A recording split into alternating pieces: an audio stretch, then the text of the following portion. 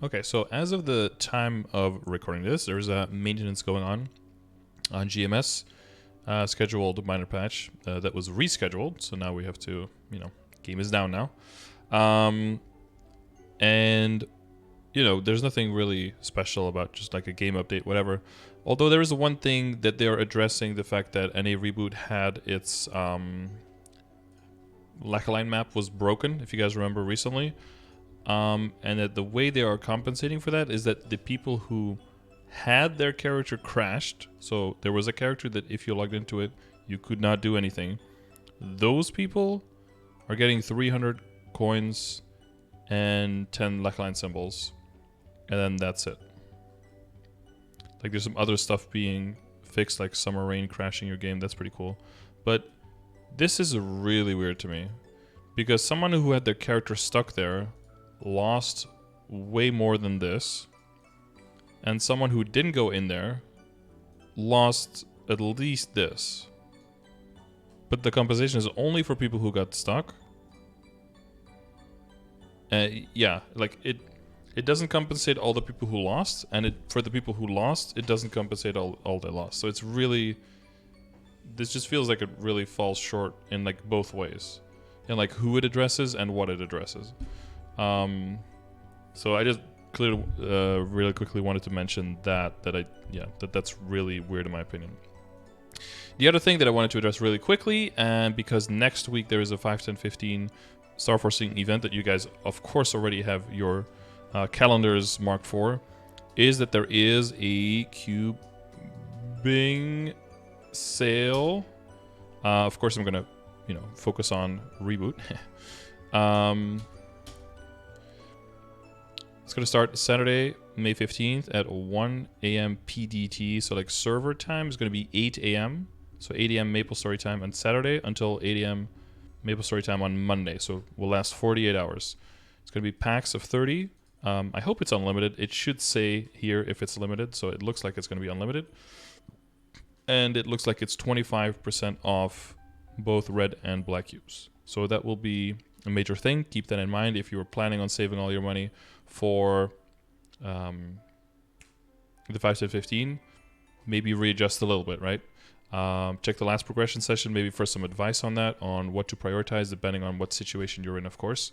Also keep in mind, the sale cube packages typically last 1 month. So if you buy them, early on Monday or, late on Sunday, there's also a good chance that if you buy them, sit on them, that you can use them on Kane when Kane comes out.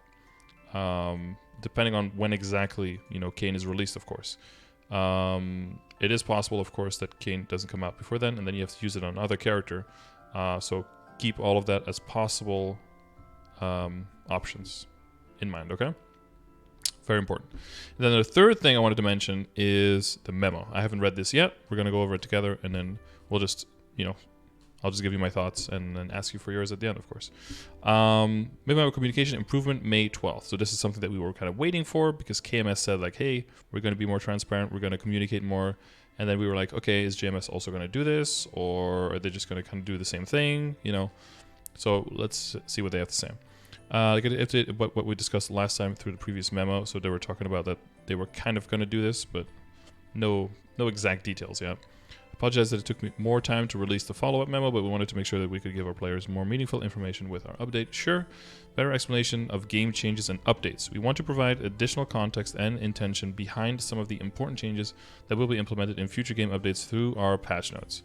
That will be interesting to see if they just, copy-paste, translate the KMS notes, or if they actually have GMS dev mentions. That will be interesting to see.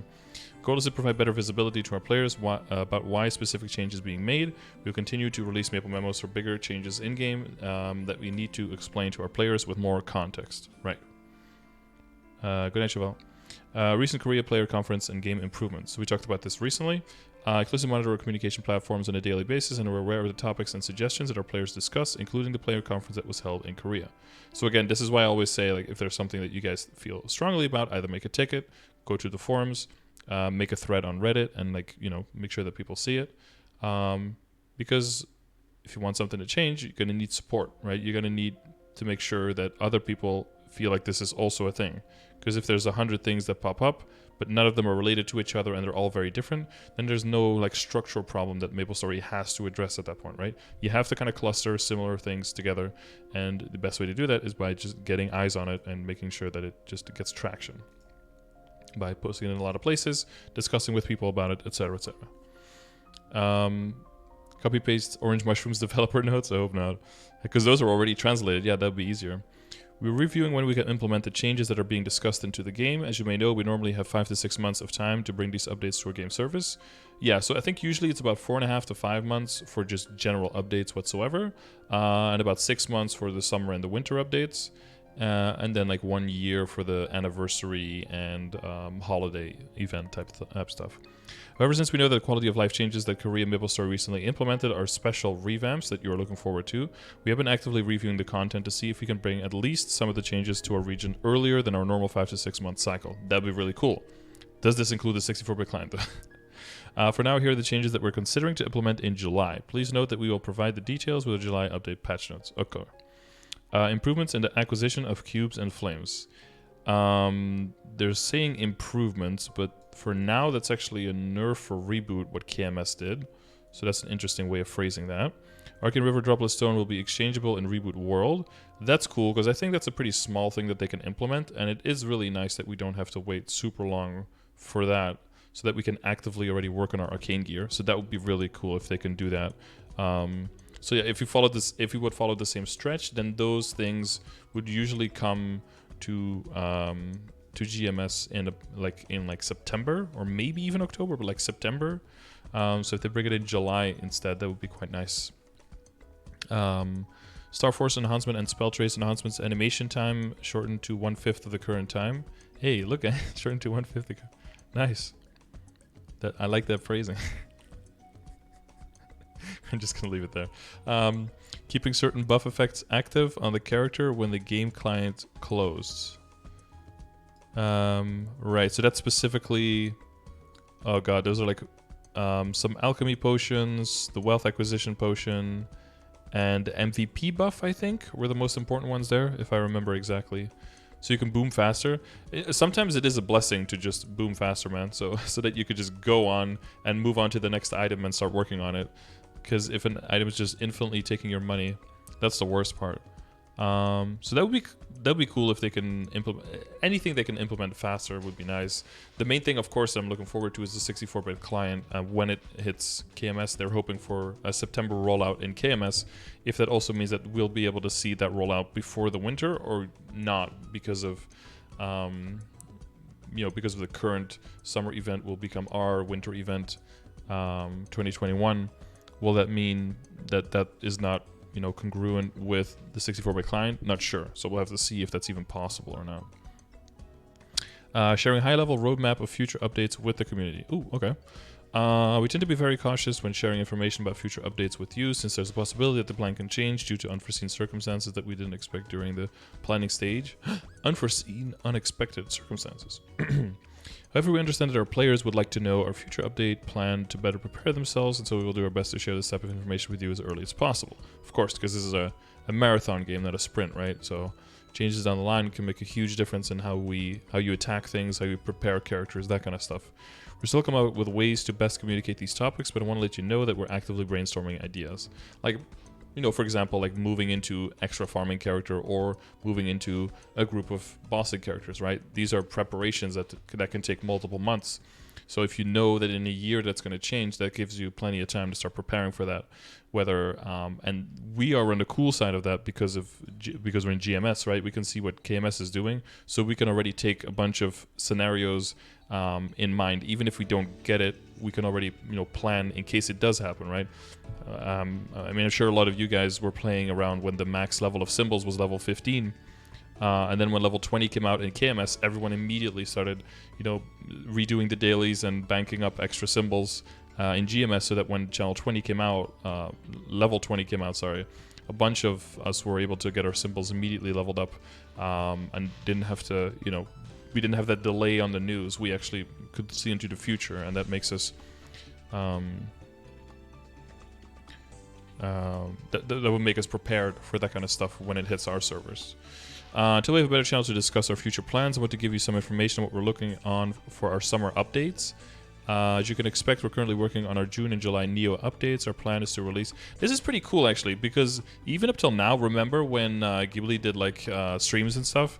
They would never let her say that it was Neo or that it was Awake. You know, one time she accidentally said Awake and was like, ooh, you know, because it has to be like a surprise. And also, they don't want to arise expectation too much. And then if something doesn't show up, it's like, oh, but you said Awake, which means all of Awake. And then, you know, because expectations of players are very quick, very fast. You see KMS getting something? Oh, boom, GMS is getting it. Everyone's already like planning for it. Hopefully this can devise kind of a filter between us just assuming that everything that KMS does is just blindly coming over versus like, hey, here's the filter that GMS is placing in between, and therefore these should be your expectations kind of thing. Will be exciting updates since the max level increased to level 300. There will be various changes for fast growth, such as 20% reduction in required XP for level ups between level 210 and 250. So that's all in line with what KMS did during Neo. As well as an EXP increase when defeating monsters of the same level as you. I don't remember that. EXP increase when defeating monsters of the same level as you? Oh, yeah, true. Like, a wider... like within 3 levels of you or something, you would get bonus experience, right? Just to promote people to move to new maps a lot and not stay in the same area forever, yeah. I forgot about that part. Additionally, the death penalty will be changed with the Neo update, and so that means that if your character dies, you no longer lose experience. And the Neo update, which, you know, just to give some backstory, historically that made people feel like, oh my god, like the Suicide Kana farmers are dead. All of that is wasted now. But then instead, since they added the droplets to the higher level areas and the droplet exchange, well, now it's just, well, you can keep leveling the Kana, go to the higher level areas, and just keep making money and keep getting droplets, and then just transfer them over to the other kind, and then there's no problem with any of that, right? You can just keep going with the Kana. Lord Kai, thank you very much for the Prime, dude. I appreciate it very much. Welcome to the Scardor. Thank you, man. Thank you. Change the Neo, and the max damage and meso limit will be increased. So what KMS did, max damage was damage per line went up from 10 bill -1 to 100, or 10 bill to 150 bill. And the amount of money in the storage and in the character inventory went from 30 bill -1 to 100 bill -1. So a lot more money available to you within characters. Most importantly, a new character, also known as the Darkness Chaser, will join the Memo story journey with the Neo update. I'm not confirming the name yet, but I'm assuming they're talking about Kane there. Here's some additional highlights of the Neo update that I hope you find exciting. Okay, so it's interesting to see when they're gonna release it. June 9th, Burning World and Terra Burning will return with an opportunity for 1-2 rapid level up. So Neo had 2 Terra Burnings, so that's probably gonna be copied over. Burning World, I assume, is gonna be the same again as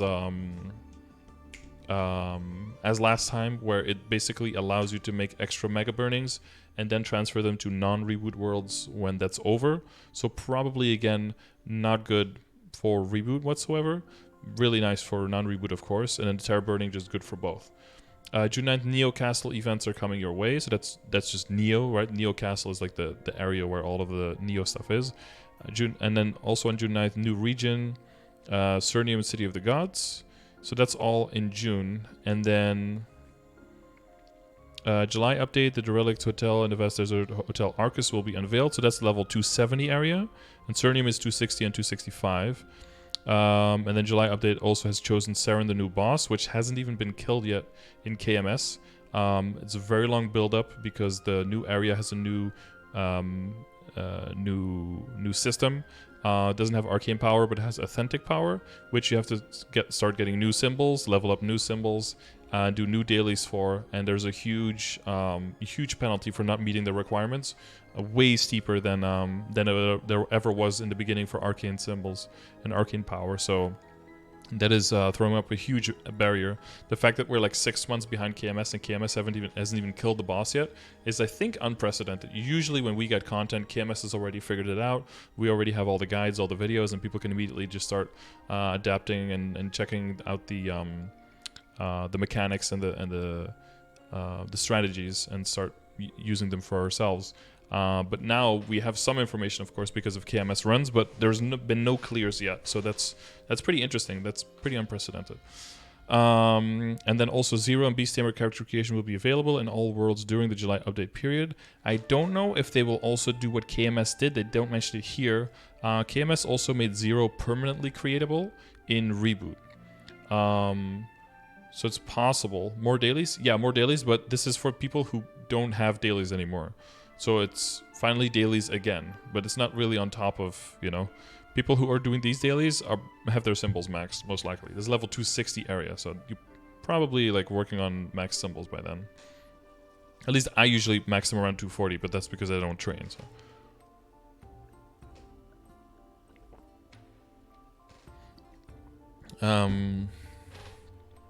We're also reviewing the feasibility of having another better Maple with our July update following June, so we will keep you updated once we finish our reviewing process.